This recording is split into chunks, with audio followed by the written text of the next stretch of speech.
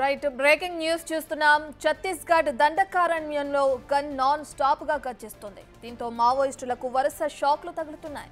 బీజాపూర్ జిల్లాలోని national park ఏరియాలో కొనసాగుతున్న కాల్పుల్లో ఇప్పటివరకు 31 మంది మావోయిస్టులు మృతి చెందారు. ఈ సంఖ్య మరింత పెరిగే అవకాశం కనిపిస్తుంది. అయితే ఈ కాల్పుల్లో 2 జవాన్లు కూడా అమరులయ్యారు. మరో 2 గాయపడ్డారు. గాయపడ్డ వారిని ఆర్మీ హెలికాప్టర్ ఉపయోగించి ఆసుపత్రికి తరలించారు.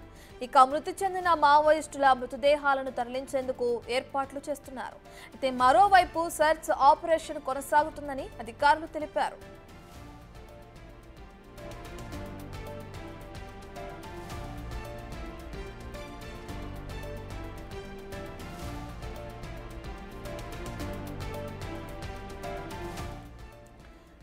ఛత్తీస్గఢ్ దండకారణ్యంలో మనం చూస్తున్నాం విజువల్స్. ఇప్పటికే అక్కడ మావోయిస్టులను హతమార్చేందుకు సన్నద్ధమవుతున్నారు అధికారులు. అయితే దీంతో మావోయిస్టులకు వరుస షాక్లు తగులుతున్నట్లు కూడా అర్థమవుతుంది.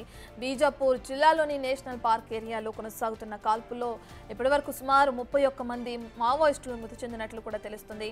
అయితే ఈ సంఖ్య పెరిగే అవకాశం కూడా ఉందని చెప్తున్నారు. అయితే ఈ కాల్పుల్లో అక్కడున్న జవాన్లు కూడా 2 అమరులయ్యారన్నట్లు కూడా మనకు అర్థమవుతుంది. మరో 2కి గాయాలు కూడా అయ్యాయి. అయితే గాయపడిన వారిని అక్కడున్న ఆర్మీ హెలికాప్టర్ ఉపయోగించి ఆసుపత్రికి తరలించారు అధికారులు. ఇక మృతి చెందిన మావోయిస్టుల మృతదేహాలను కూడా తరలించేందుకు ఏర్పాట్లను కూడా చేస్తున్నట్లు కూడా అర్థమవుతుంది. అయితే మరోవైపు సెర్చ్ ఆపరేషన్ కొనసాగుతుందని అధికారులు తెలుపుతున్నారు. ఇంక ఈ సెర్చ్ ఆపరేషన్ అయ్యేలోపు ఇంకా ఎంతమంది మావోయిస్టులు హతమార్చారు, ఎంతమంది మావోయిస్టులు చనిపోయారనే డీటెయిల్స్ కూడా తెలియాల్సి ఉంది. అయితే ప్రస్తుతానికి మనకున్న సమాచారం మేరకు 31 మంది మావోయిస్టులు మృతి చెందినట్లు కూడా అక్కడున్న అధికారులు తెలుపుతున్నారు. ఇక నేషనల్ పార్క్ ఏరియాలో ప్రస్తుతానికి ఆపరేషన్ అనేది కొనసాగుతుంది.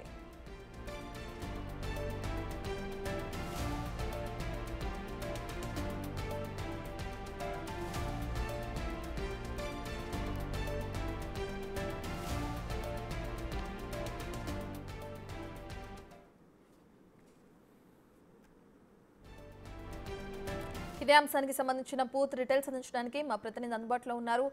రైట్, ఇప్పటికే చూసుకుంటే సురేష్, ఛత్తీస్గఢ్ దండకారణ్యంలో 31 మంది మావోయిస్టులని హతమార్చినట్లు కూడా తెలుస్తుంది. జవాన్లు ప్రస్తుతం డీటెయిల్స్ ఏ విధంగా ఉన్నాయి? అయితే 2 జవాన్లు చనిపోయినట్లు కూడా తెలుస్తుంది. వారి డీటెయిల్స్ ఏంటి?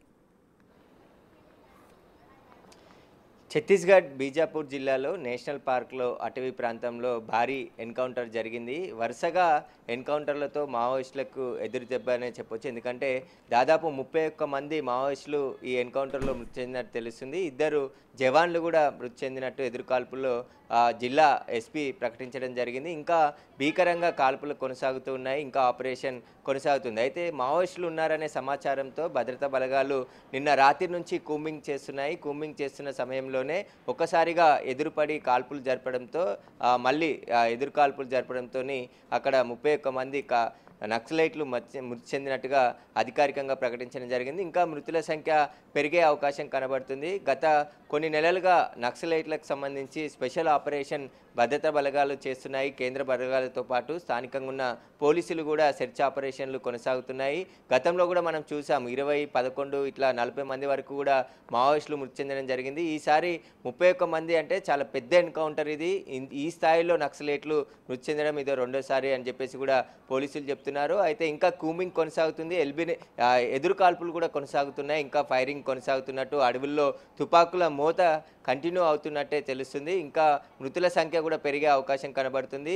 2 జవాన్లు మృతి చెందారు. మరికొంత 2 జవాన్లు తీవ్రంగా గాయపడ్డారు. వారిని ఆసుపత్రికి కూడా తరలించామని చెప్పేసి కూడా జిల్లా ఎస్పీ పేర్కొనడం జరిగింది. అయితే కేంద్ర హోంమంత్రి అమిత్ షా నక్సలిజాన్ని తుడముట్టిస్తాం, ఖచ్చితంగా ఆ నక్సలిజం అనేదే భారతదేశంలో లేకుండా చేస్తామని చెప్పేసి కూడా ఆ దిశగా ఆపరేషన్స్ కూడా కొనసాగుతున్నాయని చెప్పేసి ప్రకటించిన నేపథ్యంలో భద్రతా బలగాలు ఈ కూంబింగ్ కూడా ముమ్మరం చేయడం జరిగింది. నక్సలైట్లు ఎక్కడెక్కడ ఉంటున్నారో ఆ స్థావరాలను కనిపెట్టి అక్కడ కూంబింగ్తో పాటు ఇలా సెర్చ్ ఆపరేషన్ చేస్తున్న తరుణంలోనే ఎదురుపడ్డ నక్సలైట్లు కాల్పులు జరపడంతో తిరిగి ఫైరింగ్ చేస్తున్నారు. ఇప్పటికే అనేక కీలక నేతలు, మావోయిస్టులలో ఉన్నటువంటి కీలక నేతలు కూడా ఎన్కౌంటర్లో చనిపోయినట్టు తెలుస్తుంది.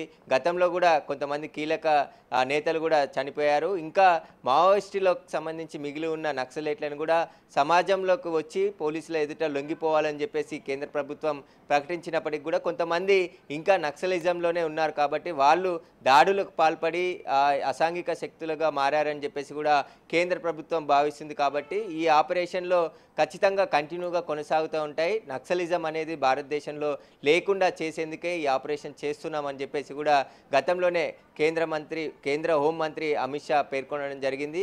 అందులో భాగంగానే ఈరోజు ఆ ఆపరేషన్ నిర్వహిస్తున్న తరుణంలోనే ఇంత పెద్ద మొత్తంలో నక్సలైట్లు మృతి చెందడం, ఇంకా ఎదురుకాల్పులు జరుగుతున్నాయి కాబట్టి మృతుల సంఖ్య కూడా పెరిగే అవకాశం కూడా కనబడుతుంది. సురేష్, అయితే గాయపడ్డ ఇద్దరు జవాన్ల పరిస్థితి ఏ విధంగా ఉంది?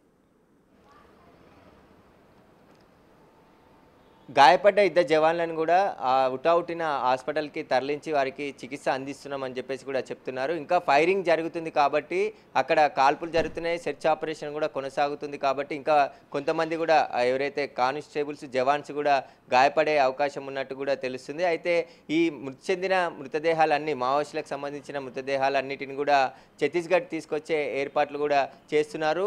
నేషనల్ పార్క్లోని దట్టమైన అటవీ ప్రాంతంలో ఈ ఆపరేషన్ కొనసాగుతుండగా ఎన్కౌంటర్ జరిగింది. దాంట్లో పెద్ద ఎత్తున మావోయిస్టులు సమాచారం పోలీసులకి రావడంతోనే అక్కడికి చేరుకొని ఈ ఫైరింగ్ చేయడంతో ఇంత పెద్ద మొత్తంలో నక్సలైట్లు మృతి చెందినట్టు తెలుస్తుంది.